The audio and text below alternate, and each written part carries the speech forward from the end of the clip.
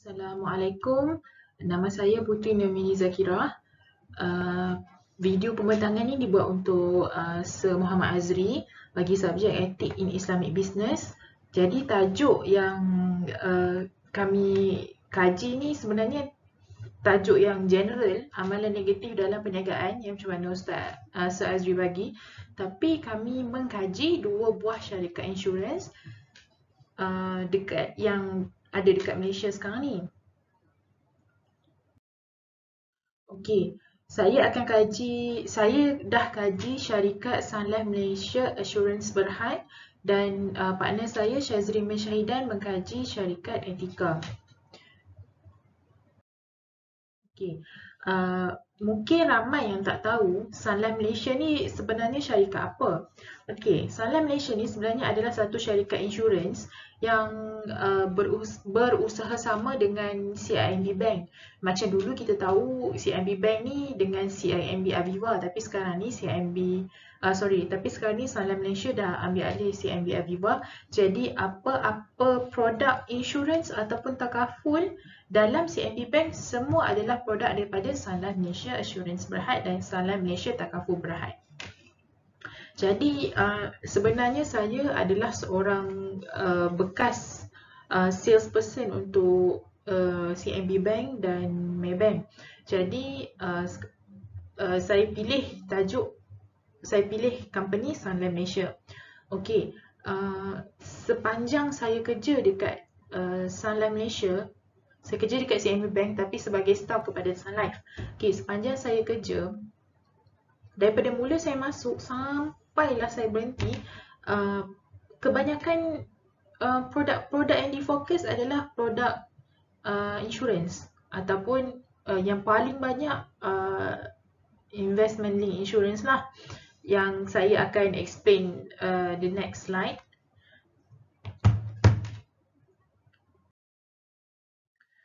Okey, kita masuk poin GARA. Macam kita tahu GARA tu adalah ketidakpastian, sesuatu yang tersembunyi ataupun sesuatu yang terkurang.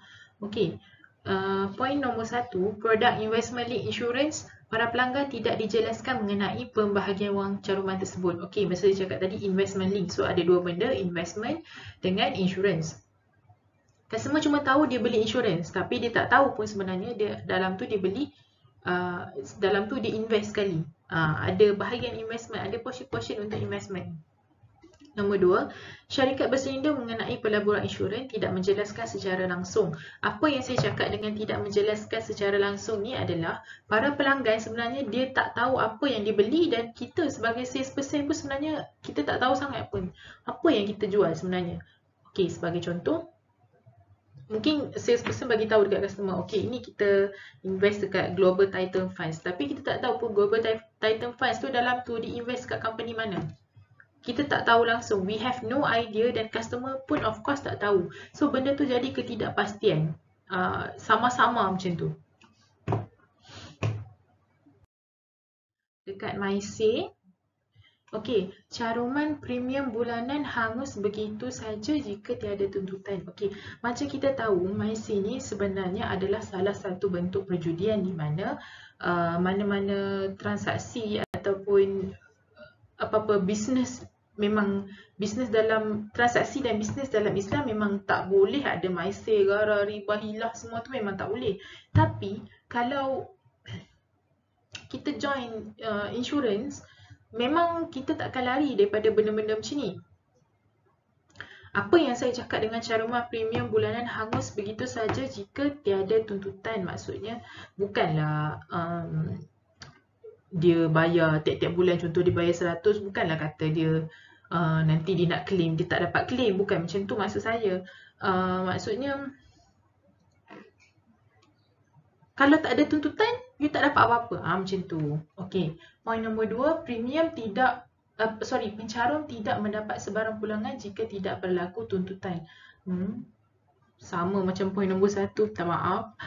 Nombor 3, risiko kehilangan wang jika menarik diri. Okey, ini memang selalu terjadi dan selalu customer memang freak out dekat bank. Kita salesperson yang selalu kena.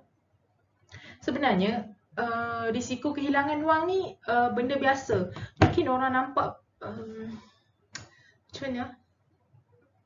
Contoh customer bayar sebulan 100, setahun dia bayar 1,200. Jadi bila dia nak surrender insurance policy tu, of course lah dia takkan dapat 1,200 sebab 1,200 tersebut dah dimasukkan satu portion dekat pelaburan, satu portion dekat medical, okay. Dan satu portion lagi mungkin ada charges, contoh kalau agent fee ke, processing fee ke, segala-gala fee dah ditolak dan baru dia dapat duit, dan memang dia takkan dapat 1,200 confirm dia takkan dapat 1,200. Mungkin kalau kurang daripada setahun mungkin dia akan dapat dalam 100, 200 macam tu lah. Ini ikut pengalaman saya, apa yang pernah saya serve dekat customer dulu. Dan macam mana saya cakap ini adalah my say adalah, okay, refer dekat sini. Sebarang bentuk maisi dilarang dalam Islam, tidak kira apa jual transaksi. Jika transaksi jual beli menyebabkan unsur tersebut, maka terbatal. Maisi dalam syarikat insurans berhad ni, macam saya explain tadilah, dia macam gamble. Macam duit tu hilang macam tu je, macam tu. Point nombor, okey, seperti yang kita tahu, riba ni adalah penambahan. Dan ramai Muslim pun memang akan mengelakkan riba.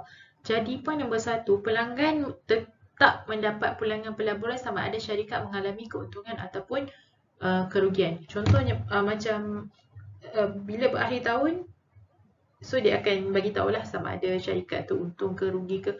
Untung ke rugi ke, tetap customer akan dapat interest daripada cash value dia tu. So itu pun dah berlaku penambahan kat situ. Nombor 2, jumlah tuntutan lebih tinggi daripada jumlah caruman. Okey, contohnya jumlah carumannya 1,200 setahun, tapi selepas tahun accident and then cacat kekal dapatlah 100,000. Itu pun dah dikira riba. Macam tugasan saya, assignment saya dekat sini, riba al-fad. Wujud apabila berlaku pertukaran wang dengan wang yang lazimnya tidak ada dalam kadar yang sama rata. Okey, dia dah sebut kat situ bukan dalam kadar yang sama rata. Satu side pencarum baru carum 1,200, satu side lagi dia punya coverage 100,000. Itu adalah satu gap yang sangat besar. Maksudnya tak sama. Itu pun dah dikira penambahan dan riba. Okey, poin yang terakhir adalah poin hilah. Okey, hilah ni bermaksud tipu daya, tipu muslihat ataupun bersembunyi. Macam untuk menghalalkan sesuatu, so bermaksud dia bersembunyi lah. Okey, poin nombor 1, produk investment link iaitu gabungan insurans dengan pelaburan adalah haram. Dalam kajian yang saya dapat, menurut Muskarah Fatwa memutuskan bahawa insurans yang wujud sekarang adalah haram. Sebarang produk insurans ataupun takaful yang menggabungkan insurans dengan pelaburan adalah haram di sisi hukum syarak. Walaupun produk tersebut mengikut konsep Islam, contohnya macam Sanlam Malaysia ni, kalau produk investment ni satu yang konvensional dipanggil Sanling, yang Islamik tu dipanggil Sanling Istismar. Walaupun dia Sanling Istismar dan menggunakan term ataupun elemen-elemen Islam, konsep Islam dalam tu, tapi bila dia menggabungkan insurans dengan pelaburan, itu adalah tetap haram. Tajuk artikel review saya adalah amalan dan pelibatan peniaga kecil melalui perniagaan digital semasa pandemik COVID-19 di Malaysia. Macam kita tahu, COVID-19 ni dah datang dah lama dan kita masih gagal menyelesaikan masalah ni.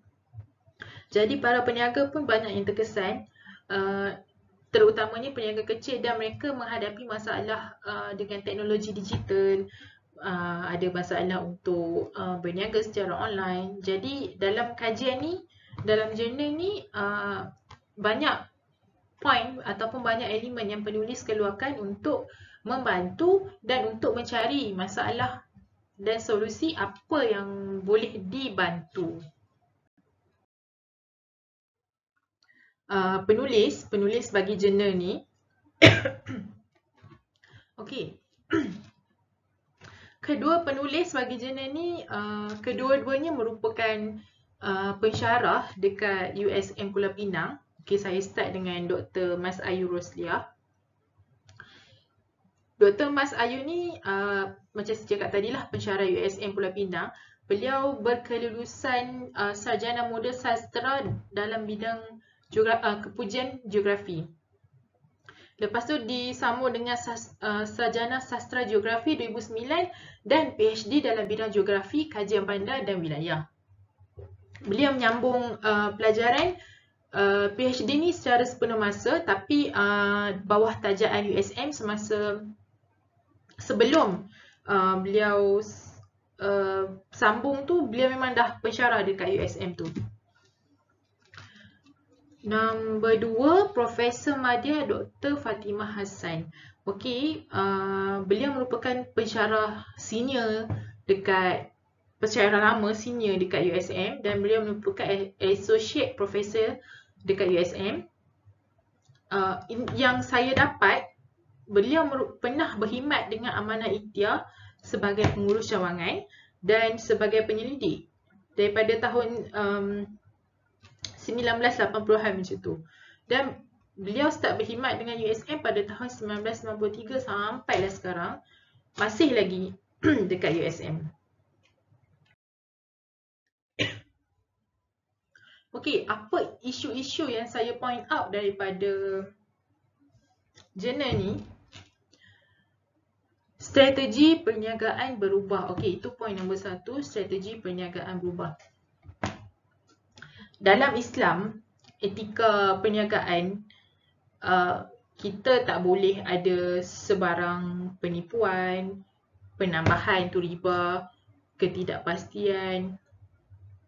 Jadi, bila para peniaga ni, dia tak, macam kita tahulah sekarang PKP orang tak boleh nak berniaga, nak pergi pasar pun ada je pasar yang tutup kan. Jadi, itu adalah kekangan untuk para peniaga kecil.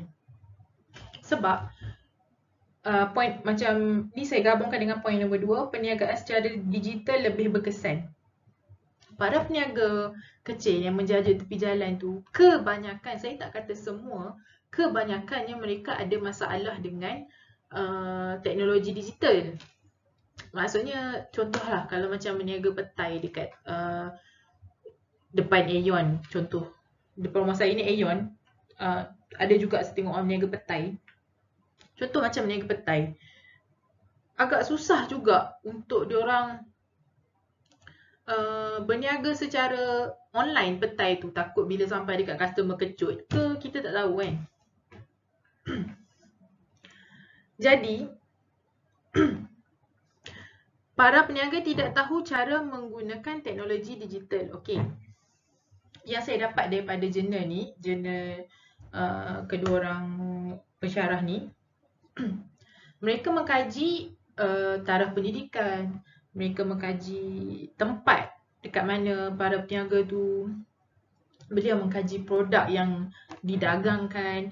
Tapi ada juga beliau mengkaji yang kebanyakan para peniaga kecil ni tak tahu cara menggunakan teknologi digital. Contoh macam Shopee, Lazada ke, Instagram, Facebook. Kebanyakannya tak tahu nak advertise produk dekat situ. Tapi dalam musim-musim COVID ni, medium tu lah yang lebih, orang kata, lebih berkesan. Sebab orang tak boleh keluar. Sekarang ni penyapu pun orang beli dekat Shopee sebab orang tak boleh keluar, orang takut nak keluar. Okay. Teknologi digital lebih membantu dari segi jualan dan pemasaran. Itulah yang saya cakap tadi. Marketing, iklan, semuanya online lebih berkesan. Tapi itu adalah menjadi kekangan para peniaga yang peniaga tepi jalan tu. Diorang niaga ABC. Macam mana nak iklan dekat kat Lazada, kat Shopee, kat WhatsApp. Kat WhatsApp tu mungkin possible lah juga. Mungkin untuk orang yang dekat-dekat, dia post dekat WhatsApp status tu. Orang order and then dia deliver. Tapi peratusan kebarangkalian untuk orang beli itu sangat rendah macam tu.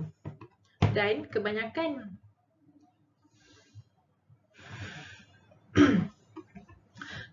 para peniaga ni menukar produk jualan. Macam saya cakap tadi, tak relevan untuk diorang jual ABC online, untuk jual dekat Instagram. Tapi kalau setakat iklan, okey, memang boleh. Tapi untuk menjual adalah menjadi kekangan sebab produk tu sendiri. Jadi kebanyakannya tukar produk jualan. Ataupun tukar strategi jualan. Macam hasil kajian saya yang saya dapat daripada berita harian, para peniaga ikan dekat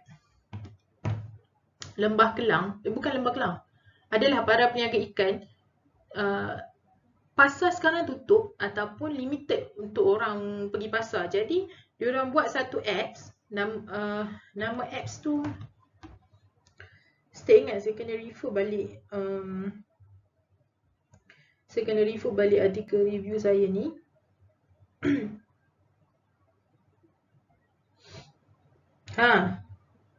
Nama apps tu Qfish. Di mana apps Qfish ni tempat menjual ikan bagi para peniaga yang terkesan dekat pasar tu sebab orang tak boleh nak pergi sebab COVID-19 cases kan. So jadi Persatuan Nelayan Kebangsaan telah memperkenalkan medium penjualan secara atas talian ataupun penghantaran secara langsung. So dipakai Qfish ni, pakai apps Qfish ni, order dekat sini, Qfish dengan Facebook dia ada dua lah. So order dekat Qfish, order dekat Facebook dan para peniaga tu dapat notification dekat handphone and then terus hantar dekat customer macam tu. Itu adalah salah satu cara barulah untuk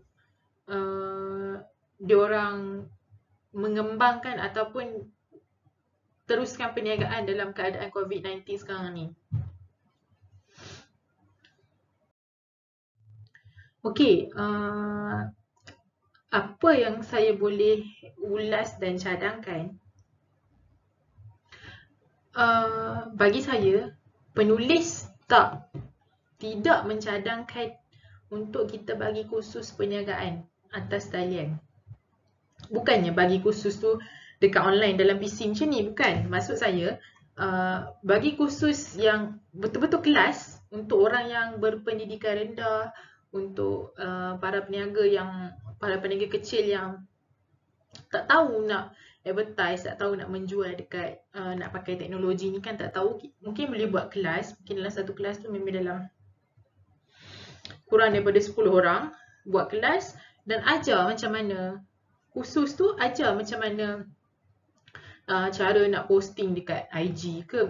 Maybe benda-benda tu basic, bagi kita benda-benda tu adalah basic. Tapi bagi orang yang lebih berusia, mungkin dalam 40-an, 50-an, 60-an, dia orang tak tahu benda-benda macam ni. Okay, setakat kita adalah Instagram tu basic, kita post je mesti orang dapat. Tak bagi orang lain macam tu. So kita kena bagi khusus, kita kena motivate diorang untuk diorang teruskan perniagaan. Sebab kalau ikutkan traditional method yang macam pergi menjajah dekat tepi jalan ataupun yang ada effort sikit ketuk pintu rumah satu-satu, benda tu tak relevan dalam keadaan COVID-19 sekarang ni. Macam tu. Nombor 2, gunakan medium ataupun platform yang lebih luas. Itu gunakan inilah social media lah biasanya. Social media ni banyak kawan-kawan, banyak orang yang terdekat, orang jauh pun ada.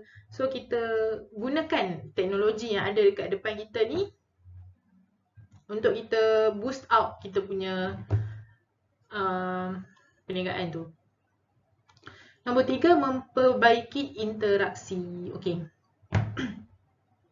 COVID-19 sekarang ni dia punya SOP adalah 1 meter kan? 1 meter? Iyalah 1 meter dengan orang lain. Lepas tu kena pakai mask pula. Jadi interaction kat situ pun dah, bukanlah nak kata fail. interaction dekat situ pun dah macam kurang. And then ramai orang tak keluar, takut nak keluar mungkin sebab ramai tak vaksin lagi, sebab cases pun semakin banyak dan satu kereta pun mungkin satu orang, dua orang je boleh masuk. Jadi tak ramai orang keluar untuk mencari barang. Jadi para peniaga kena perbaiki interaksi. Mungkin interaksi tu diorang boleh buat dengan gunakan social media. Mungkin sekarang ni ramai orang buat live kan. Makan nasi pun live. Contoh macam sambal tempoyak lah, sambal jering lah. Semua tu benda-benda macam tu semua online. Mungkin boleh memperbaiki interaksi dengan pelanggan daripada medium tu. So that customer tahu, oh dia jual lagi, pakcik ni jual lagi, tapi kedai dia dah tak ada, tapi online ada, macam tu. Dan para peniaga pun kena tekankan etika sebab banyak peniaga dah tak jujur bila datang kes COVID ni. Semua bermasalah. Semua terkesan, semua terpaksa nak duit dan diorang pun dah, itu yang boleh jadi customer order lain sampai lain tu. Itu saja pembentangan saya untuk artikel review dengan assignment. Saya pass dekat Syazrin untuk bentang bagi assignment dia. Terima kasih. Assalamualaikum warahmatullahi wabarakatuh. Saya Syazrin dan pada assignment ni saya kaji ethical life insurance, dan untuk artikel review saya juga mengkaji hilah dalam perniagaan lah. So kita start dalam assignment dulu. Tugasan ni, apa yang saya kaji adalah ethical life insurance Berhad. So ethical life insurance Berhad ni merupakan syarikat insurans yang dimiliki oleh parent company-nya Malayan Banking Berhad ataupun lebih dikenali sebagai Maybank. Etika ni pada awalnya ditubuhkan pada tahun 2005 dengan nama lain iaitu Maybank Aegis, dan Etika merupakan salah satu pembukaan insurans yang berjaya di Malaysia. Namanya agak besar di Malaysia kerana gabungannya dengan Malayan Banking Berhad. So dalam Etika ni, sebab dia adalah insurans, so ada wujudnya elemen garar. Tapi sebelum kita pergi lebih lanjut dekat dia punya, dekat mana garar dia tu, so kita brief through dulu apa maksud garar. So basically, menurut Wan Marhaini, Wan Ahmad, dia kata garar ni adalah satu jual beli yang mengandungi unsur keraguan yang boleh menyebabkan perbalahan di antara penjual dengan pembeli. So okey, garar ni pula dia ada dua kategori. Satu ringan, garar yang ringan, dan satu lagi garar yang berat lah. So bila kata kita tak boleh terlibat dengan garar, bukan garar yang ringan tetapi pada garar yang berat. So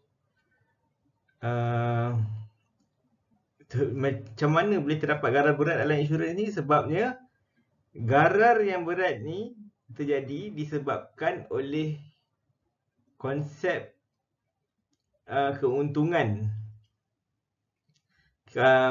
Syarikat insurans ni dia mementingkan keuntungan sebagai penanda aras, bukannya matlamat dia untuk membantu premium pemegang polisi. Dia lebih kepada untuk mendapatkan keuntungan. So situ berlaku garar yang berat lah. Okay. So untuk produk ni yang mengandungi garar ni, saya pilih Smart Cash Extra. Smart Cash Extra ni adalah produk hybrid. Produk hybrid ni adalah gabungan insurans nyawa dengan pelaburan. So dalam masa dia cover pemegang polisi daripada kematian, so kalau katalah tak berlaku kematian, apa akan jadi? Diorang akan invest duit tu untuk jadi lebih besar. So untuk lebih lagi dia lebih menarik lah daripada kita dengar kita bayar kosong, kita bayar ni tak jadi apa-apa, burn macam tu je. So untuk Smart Cash Extra ni pula, gararnya kita boleh nampak dekat dia punya apa ni, persen-persen ni lah. Apa, bila katalah 8% ni, contoh sebab dia orang kata guaranteed, so berlaku garar dekat situ. Andai kata okay, dia kata sampai 20 tahun, katalah tahun yang ke-19 bank muflis ataupun berlakunya perang, boleh ke tak apa ni, Etika bagi guaranteed 20% ni. So itu yang menyebabkan dia garar. Okay, so kita jump kepada next. Okay, sekarang kita tengok pada MyShare. So MyShare ni apa? MyShare ni adalah satu transaksi yang memenangkan ataupun boleh kata menguntungkan hanya sebelah pihak. Boleh dikategorikan juga sebagai perjudian. So elemen MyShare ni bukan saja pada syarikat, pada pegang polisi pun ada, di mana kalau pada syarikat, bila orang tak buat pampasan, tak ada, maksudnya tak ada berlaku kemalangan ataupun tak ada tuntutan, atau tuntutan tu di reject, so bermakna dah untung lah pada syarikat. MyShare pada pegang polisi adalah mengharapkan pampasan yang berganda berbanding dengan amount premium yang dibayar. So kita next, kita check pada produk pula. Produknya sekarang ni kita tengok adalah yang dikaji adalah Dynamic Invest. Okay, dekat Dynamic Invest ni, elemen MyShare yang kita ambil adalah income fund yang dilaburkan, iaitu Premier Income Fund, Premier Index Fund, Premier Equity Fund, Dana Pendapatan Prima. So keempat-empat ni bukanlah syariah compliance. So bila bukan syariah compliance, so ada kemungkinan besar ataupun mesti adalah elemen MyShare dalam apa ni, jual beli ataupun dalam transaksi apa ni, dana-dana ni. Okey. Satu lagi apa ni, MyShare ni yang berlaku apabila apa ni, perkataan not guaranteed dekat sini. Apa nombor important notes nombor 5. The returns from your investment will be based on the actual performance of the fund and is not guaranteed. Maksudnya dana ni sama ada kita boleh pilih ataupun orang bank yang akan pilihkan lah. Tapi kalau katalah dana tak perform, duit boleh jadi lagi sikit daripada yang kita dapat, ataupun kalau nasib baik banyak. So dia jadi macam judi pula. So sekarang ni kita dah sampai dekat bahagian riba pula. So riba ni apa? Riba ni adalah satu penambahan ataupun lebihan dalam pinjaman ataupun kuantiti barangan ribawi. So riba ni terbagi kepada dua, iaitu riba duyun dan juga riba buyuk. So riba duyun ni ada dua lagi pecahan bawah dia, iaitu riba al-qard dan juga riba al-jahiliyah. Riba buyuk ni pula ada dua juga pecahan bawah dia. Satu riba an-nasiyah, satu lagi riba al-fadl. So elemen riba yang wujud dalam ni adalah riba buyuk, dan sebabnya jumlah tuntutan tu yang biasanya akan melebihi bayaran premium. Okay, so nak tahu lebih lanjut kita kena check dia punya produk. So okay, kajian kat sini, apa yang kita nampak adalah yang kita ambil dulu, produk dia adalah Premier PA+. Dekat sini kita boleh nampak kalau katalah berlaku apa-apa musibah, ini bayaran yang dia akan ambil. So katakanlah bayaran paling mahal dekat sini adalah 200,000 untuk permanent disablement benefit, maksudnya cacat kekal. Okey, so bayaran pula, katalah kalau ambil untuk diri sendiri, amount dia sebanyak RM222.60. Jadi kalau katalah saya ambil amount ni daripada umur 18 sampai 40 tahun, so anggaran dia lebih kurang dalam 8,000 lebih. 40 tahun bayar 8,000, tapi kalau berlaku apa-apa saya akan dapat 200,000. So dekat sini berlakunya riba. Sebabnya apa yang saya bayar tak setimpal dengan apa yang saya dapat. Okey, itu disebabkan dia jatuh pada riba buyuk, iaitu emas dengan emas, currency dengan currency. Okey. Okey, ini yang terakhir dan ini juga adalah topik yang saya pilih untuk artikel review saya sebab dia memang menarik sikit. So hilah ni apa? Hilah ni adalah satu muslihat atau kebijaksanaan untuk melepas diri daripada tanggungjawab lah. Ataupun melepaskan diri daripada rukhsah. Rukhsah ni maksudnya kesusahan. Okey. Para sahabat dan pada zaman Nabi dan zaman para sahabat, majoritinya melarang penggunaan hilah ni. Satu, sebabnya ada kisah dalam Al-Quran yang menceritakan larangan kaum Yahudi menangkap ikan pada hari Sabtu. So itu menjadi salah satu dia punya hukum penentu aras untuk penggunaan hukum hilah dalam Islam ni. Tapi start pada tabi'in, hilah itu mula dibahaskan dan ada yang menganggap boleh digunakan asalkan dianya diperketatkan dia punya skop tu lah. Maksudnya sebelum nak tentukan hilah tu, pastikan dia tak bertentangan dengan syarak. So sekarang ni majoriti ulama mengatakan hilah ni dibenarkan asalkan ia tidak mengharuskan, dia tak membenarkan apa yang dilarang oleh hukum syarak. Okey. So untuk hilah ni saya gunakan produk Maxi Pro sebagai inilah kajian kita lah. So kenapa Maxi Pro? Okey. Biasanya bila kata kita pergi dekat bank dan kita kata kita nak ambil insurans, dia orang akan tunjuk brochure. Okey, tak ada masalah. So apa yang orang bank lakukan, dia akan tunjukkan guaranteed approval, maksudnya poin-poin penting. So apabila kita yang duduk dekat depan kita panggil sales person tu, orang yang buat sales tu, kita hanya nampak tulisan kuning ni sebab ia lebih menyerlah daripada tulisan yang bawah ni.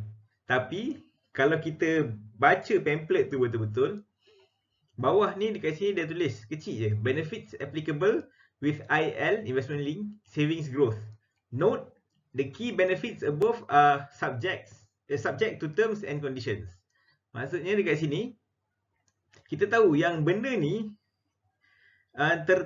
tertakluk kepada terma dan syarat.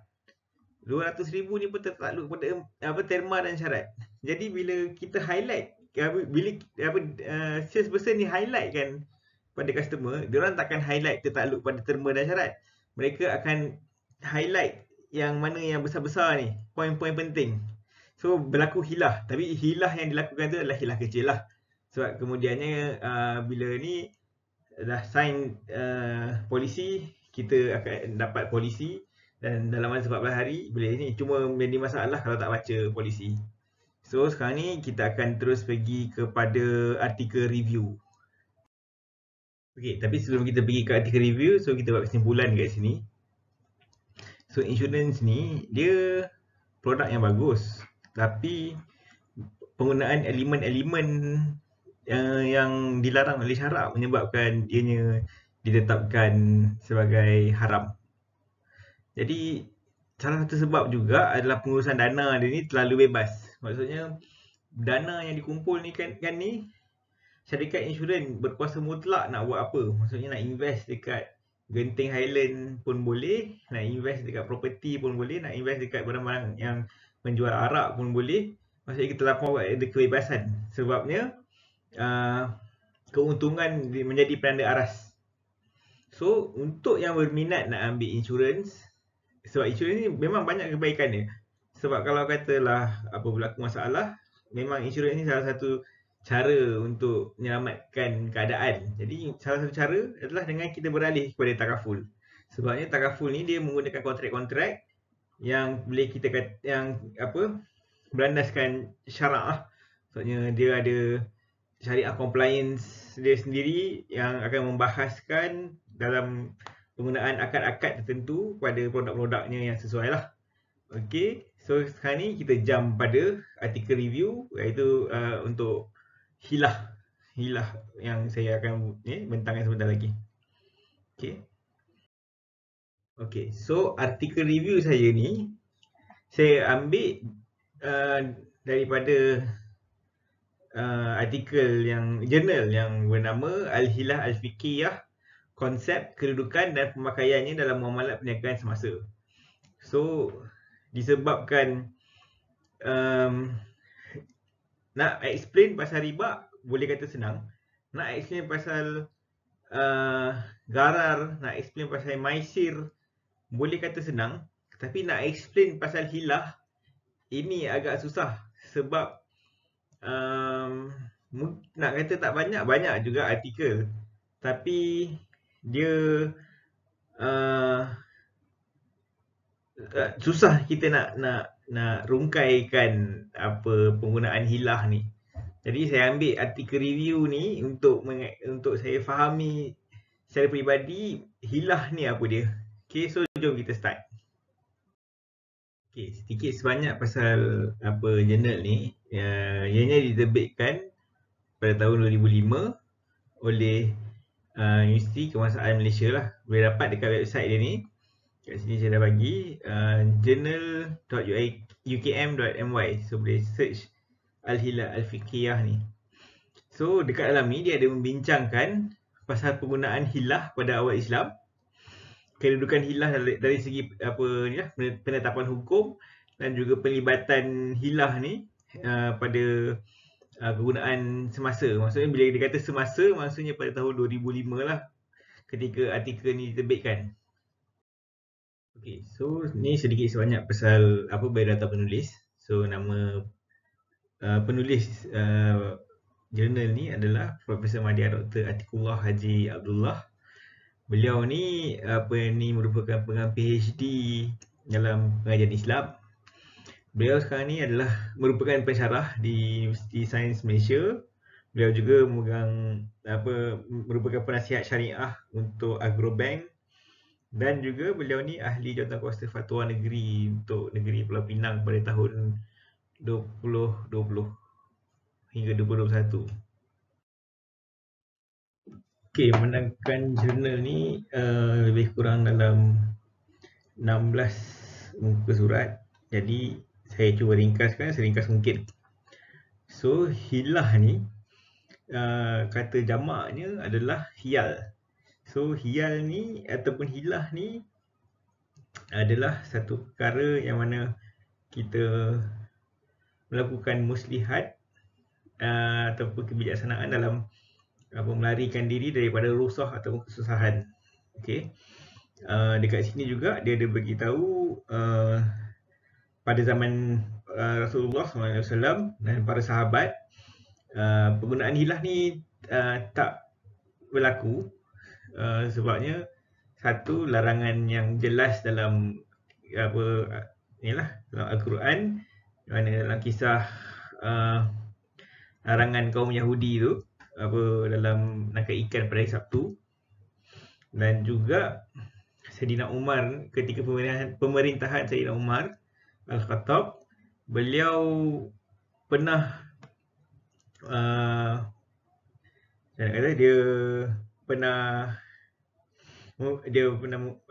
memberi amaran untuk merejam muhallil untuk mereka yang nikah tahlil, dan kebanyakan para sahabat pada waktu itu setuju.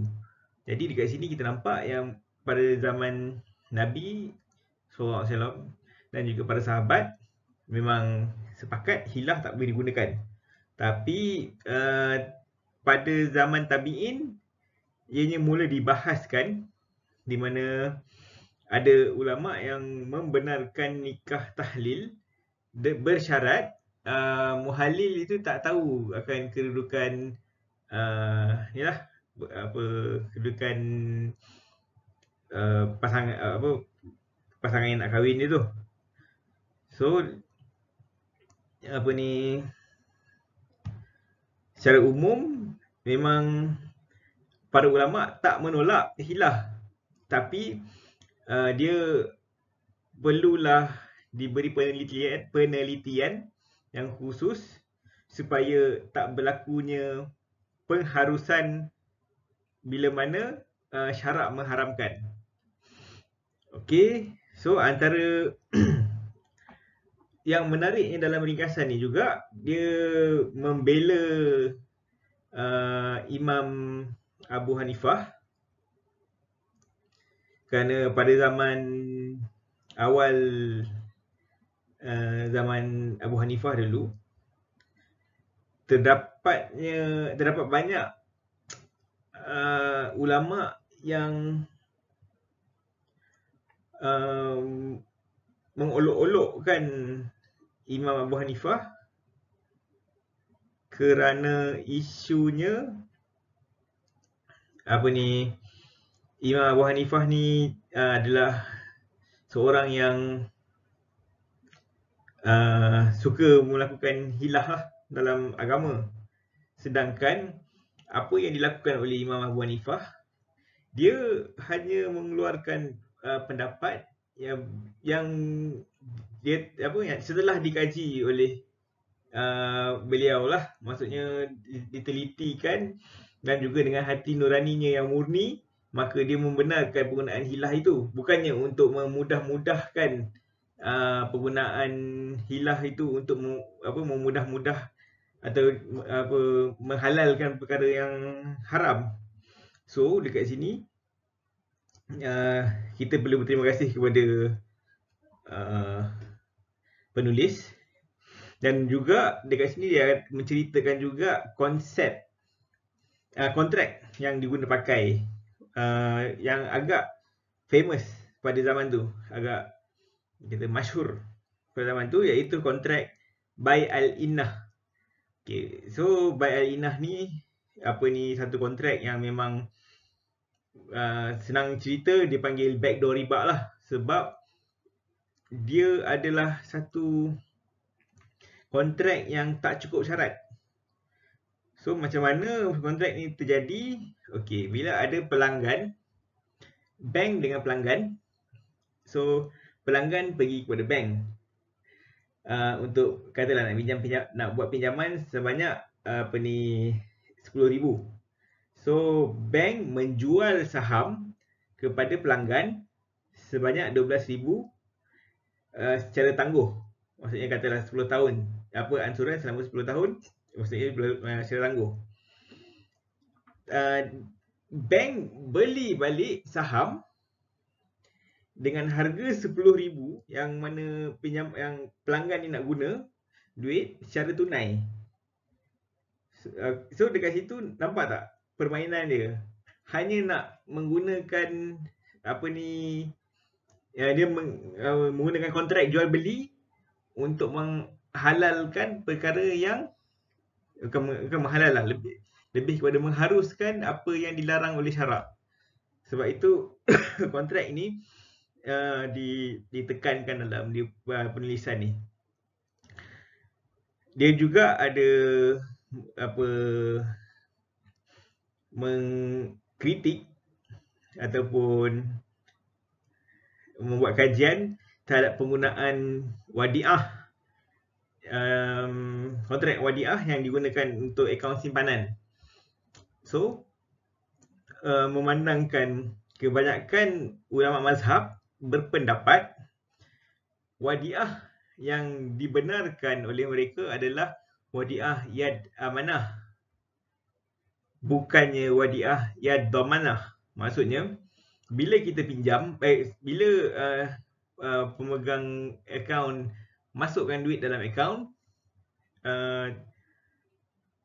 sebagai bank dia tidak boleh gunakan duit itu untuk membeli untuk buat pusingan modal. Maksudnya tak boleh ambil duit tu. Tetapi dalam wadiah yang damanah, duit itu dilaburkan. Dan pula bila kita sebut wadiah yad amanah, pelabur yang memberi hadiah ataupun hibah kepada pemegang amanah, kiranya owner bagi hadiah dekat pemegang amanah, tapi yang terjadi pada wadiah yad amanah, pelabur pula yang pemilik akaun pula yang terima hadiah daripada bank, maksudnya daripada pemegang amanah. So dekat situ macam satu riba dalam pemberian interest kepada pemegang akaun untuk menarik pemegang akaun menyimpan dalam bank.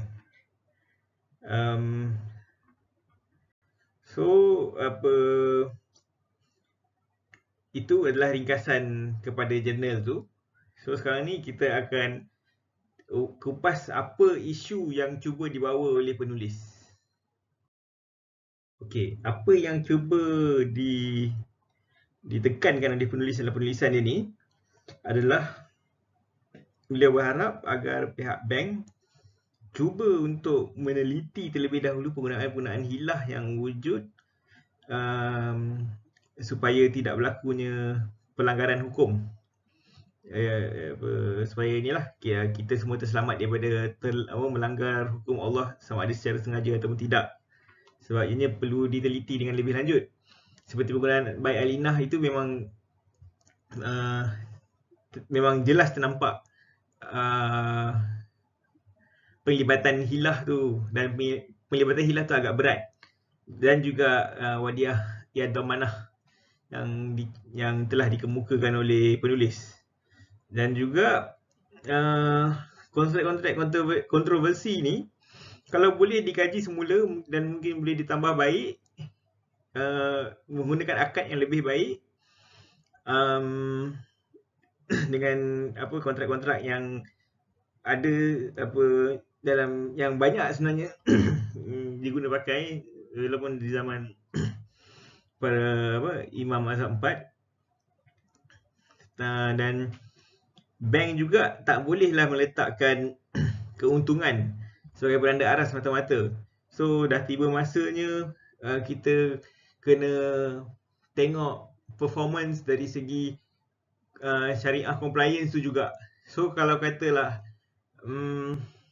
keuntungan tu dilihat, kita juga kena pemegang share juga sekarang ni kena lebih tengok juga pada penanda aras penetapan pematuhan syariah, supaya bukan sahaja untung yang kita dapat, tapi redha daripada Allah Subhanahu Wa Taala tu pun kita dapat juga. Jadi kita menang-menang dunia akhirat. Sekarang kita lompat pada isu menarik menurut pengaji. Okey, daripada kajian yang telah saya lakukan, ada 3 perkara yang saya kagum dalam penulisan ni. Satunya adalah apabila penulis membela Imam Abu Hanifah radhiyallahu an. Dekat sini kita boleh nampak penulis adalah seorang yang berfikiran terbuka, walaupun saya yakin penulis merupakan pastinya di Malaysia ni kita kebanyakannya bermazhab Syafi'i. Namun kita meraihkan pendapat imam-imam mazhab yang lain yang muktabar semestinya, kerana kita tahu mereka tidak mengeluarkan hukum ataupun fatwa ataupun ijtihad melalui hawa nafsu, tetapi melalui kecerdasan akal, pastinya ilmu yang ada pada mereka pada ketika itu, dan pastinya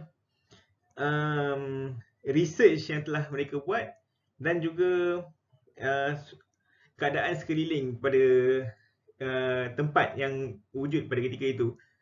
Okey, yang itu yang menariknya pasal ni, dan kita perlu juga memberi pujian kepada penulis kerana membela Imam Abu Hanifah radhiyallahu anh. Semoga Allah merahmati. Dan keduanya, beliau juga menceritakan tentang penggunaan hilah pada zaman awal Islam. Maksudnya sejarah hilah tu sendiri. Yang itu juga agak menarik kerana ramai yang sangka wujudnya hilah pada zaman sahabat. Tapi setelah dikaji, zaman sahabat ni rupanya penggunaan hilah memang tak digunakan lah, memang tak disarankan, kerana bai' al-inah pun tidak penggunaan kontrak bai' al-inah pun memang ditentang oleh kebanyakan para sahabat. Nikah tahlil pun ditentang, dan juga inilah pasal kisah Yahudi tu. So dekat situ kita nampak yang memang para sahabat memang agak keras bila cuba melakukan hilah atau menghiyal dalam penetapan hukum. So yang ketiganya, kita boleh kata juga perbankan Islam pada zaman sekarang ni, pada zaman semasa ataupun pada tahun 2005 ni, penggunaan hilahnya agak berat. Jadi akad-akad macam bai' al-inah, akad wadiah, ya dhamanah, dia juga ada mengatakan pasal mudarabah, bukan mudarabah, al-murabahah dan bai' bithaman ajil, yang boleh dikatakan kegunaannya sangat longgar. Cuma dia tidak menjelaskan secara spesifik ataupun lebih detail. Tapi itu yang menarik minat, sebab kita membuatkan kita tertanya apa masalah pada bai' bithaman ajil dan bai' al-murabahah pada tahun 2005. Apakah yang menyebabkan dia mengatakan terlalu longgar dalam penggunaan kontrak-kontrak tersebut. Jadi ini juga something yang menarik untuk kita buat kajian untuk akan datang. So apa impak yang kita dapat berdasarkan artikel ni? Okey, ada dua yang saya boleh katakan. Impak yang pertama, apabila penulis membentangkan penulisan ni, dia betul-betul membuka minda dalam penggunaan hilah. Maksudnya hilah ni bukan sesuatu yang mudah untuk kita suka nak guna. Contoh, andai katalah seseorang itu baru kehilangan suami dan sepatutnya dalam iddah dia tidak boleh keluar daripada rumah melainkan untuk keperluan yang betul-betul penting. Ataupun memakai wangi-wangian ataupun makeup, semua tu lah. Tapi andai kata dia nak keluar juga dengan melakukan hilah-hilah ataupun hiyal-hiyal, ataupun senang dalam bahasa kita, cuba melakukan muslihat. So nampaknya dekat situ berlakunya hiyal yang bercanggah dengan penetapan syarak di situ. So bermakna tidak boleh. So penggunaan hiyal ni bukan sesuatu yang mudah suka-suka je nak guna. Mesti berpandukan penelitian yang khusus, dan mestilah mereka-mereka yang kita kata qualify, orang yang berqualify lah untuk melakukan hilah ini. Yang keduanya, dan yang ini yang paling penting, penggunaan penulisan artikel ni, dia telah pun mengkritik akad-akad yang kontroversial, dan apa yang kita dapat hari ini, akad bai al-inah, akad wadiah telah pun dimansuhkan dan telah digantikan dengan akad yang lebih kita panggil sesuai pada produk-produk yang digunakan. Contoh, bai al-inah telah tak ada lagi dah. Ia telah pun digantikan dengan ujrah pada kad kredit contohnya. Macam dulu kad kredit suatu masa dulu menggunakan bai al-inah, kali ini dia dah guna kontrak ujrah. Wadiah ya dhamanah yang digunakan oleh bank-bank simpanan sekarang ni telah digantikan oleh qardul hasan. Maksudnya pinjaman, qard tu satu pinjaman lah, hasan ni maksudnya baik. So maksudnya dekat sini instead of guna kontrak wadiah ya dhamanah, dia guna qardul hasan.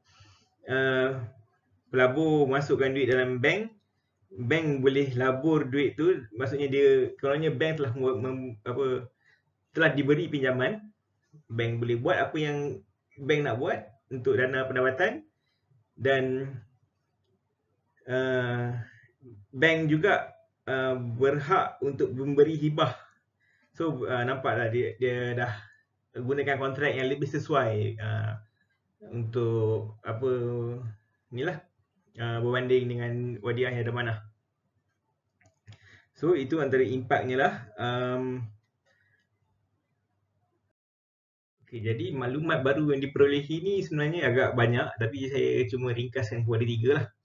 Yang pertama, dan ini yang paling kita kata shocking, iaitu kritikan ulama besar dan muktabar, iaitu Imam Abu Hanifah radhiyallahu an, di mana beliau dikritik kerana terlalu banyak membenarkan hilah.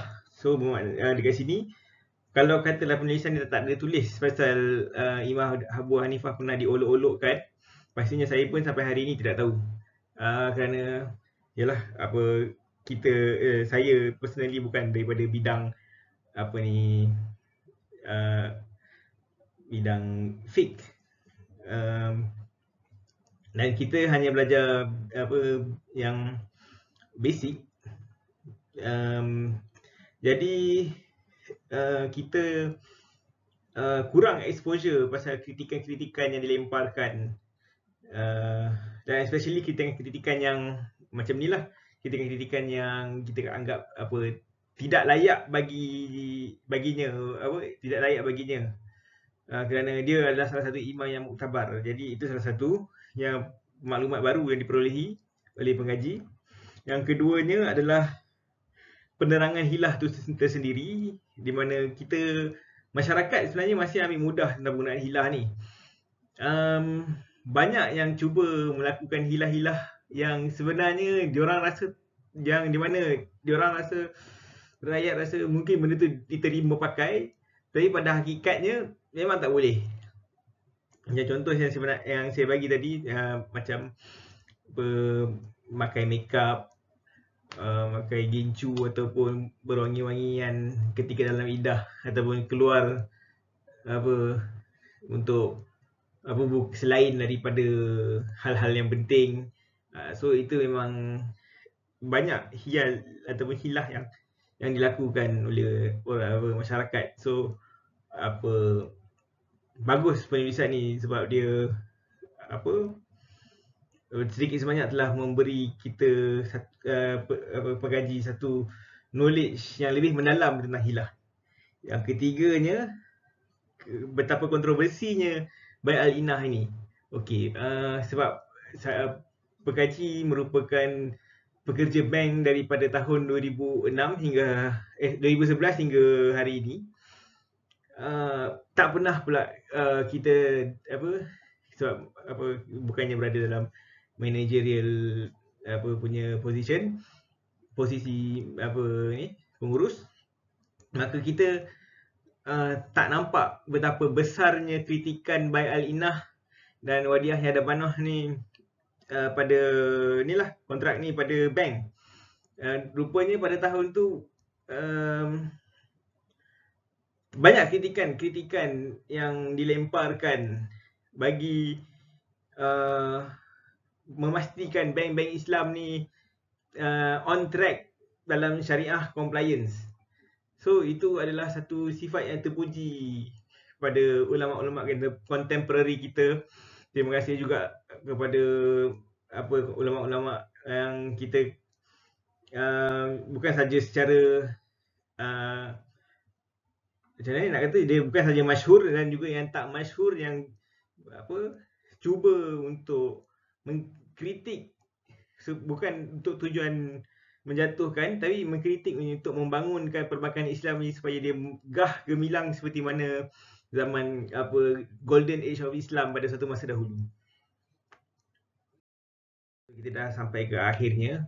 So untuk merumuskan, saya boleh mengatakan assignment ini bukan saja mengubah bukan saja memberi manfaat dari segi akademik, tapi ia juga memberi manfaat dari segi kehidupan seharian. So dengan kajian-kajian dalam melakukan assignment dan artikel review ini, ilmu yang kita dapat ni bukan saja boleh digunakan dalam akademik semata-mata, tetapi ini boleh digunakan dalam penggunaan seharian hidup kita. Oleh itu, saya Syazrin bin Syaidan dan juga mewakilkan Puteri Noemin Zakirah ingin mengucapkan ribuan terima kasih kerana memberi kami peluang untuk melakukan assignment ini, dan saya harap dapat berjumpa lagi. Assalamualaikum warahmatullahi taala wabarakatuh.